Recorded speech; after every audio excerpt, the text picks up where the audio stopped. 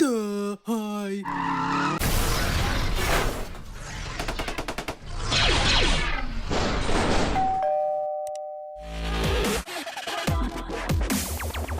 Hello everybody and welcome back to my channel where today I have a very special treat for you guys.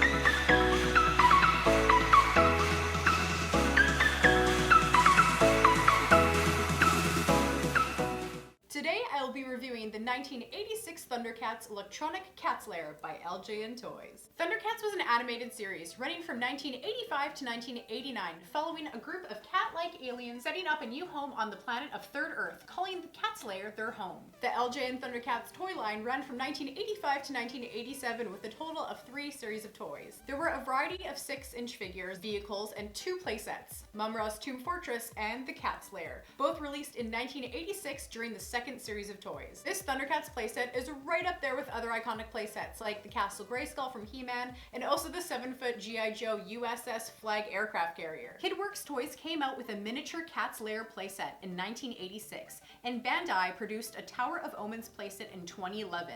And in 2012, Icon Heroes produced a Cats Lair polystone environment statue. But this 1986 Cats Lair by LJN really outshines them all, with its size, its electronic interaction, and all its detail. It is just under 2 feet high and approximately 21 inches by 15 inches. So let's take a look at some of the awesome features of this playset. This playset was designed for the 6-inch LJN figures, which fit absolutely perfectly for everything in this playset. At the top here, we have a giant pivoting cat head on a ball joint that can be commanded at the back. The head has both a target sensor in the back of its mouth to receive enemy laser fire, as well as its own laser in order to take down enemies. The objective of the game was for the Cats Lair to take down the mutant sled vehicle, and also the mutant sled vehicle to breach the Cats Lair. And this was done by laser fire. On the mutant sled vehicle, there is a target sensor here, as well as its own laser. When the Cats Lair laser successfully hits the mutant vehicle's target sensor here, a purple defense shield will then fall down, which I don't have, and make a sound. Then this defense shield can be easily put back up to start a new game. You can put someone up here, and all you have to do is press this red button right here. Die!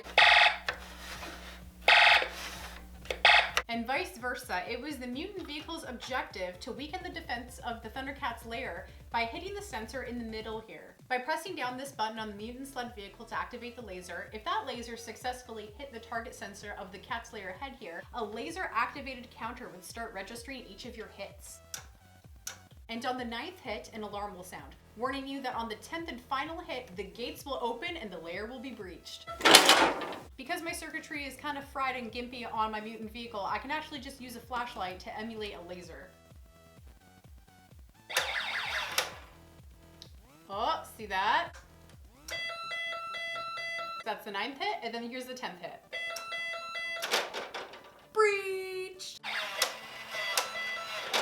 Oh! But a secret trapdoor leading into an underground cell could be used as a last defense.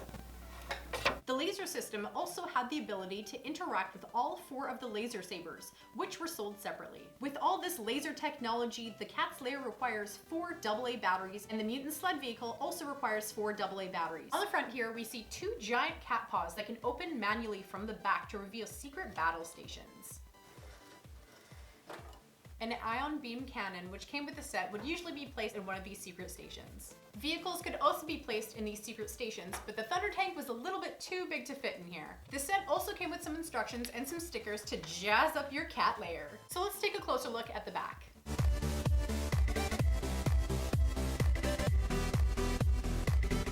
Here we have 2 battle stations as well as the main middle battle station in the middle. And these figures could fit perfectly on all these stations. A black seat cover is missing here to hide the batteries. There's a trapdoor here which can manually open and close here, which I don't have, which leads to an underground dungeon cell, which can be opened with this door. And there are also 2 of these sides here to close up the dungeon on either side, but I only have 1.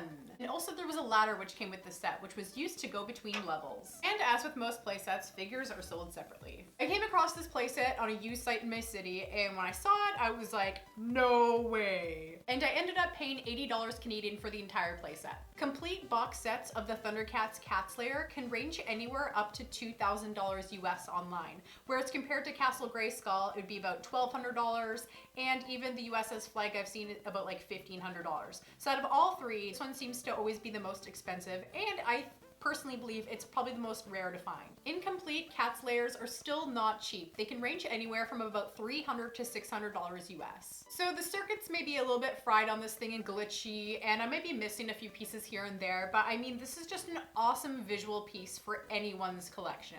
So I hope you guys enjoyed this video. Maybe you learned something today. Maybe I just brought up some old nostalgia for you guys. And if you did enjoy this video and you're not a subscriber yet, please remember to hit that button down below and subscribe. So please remember to like, comment, and subscribe. I come with new videos every Wednesday and Saturday, unless if I get invited for Chinese food. Thank you guys so much for watching, and stay legendary.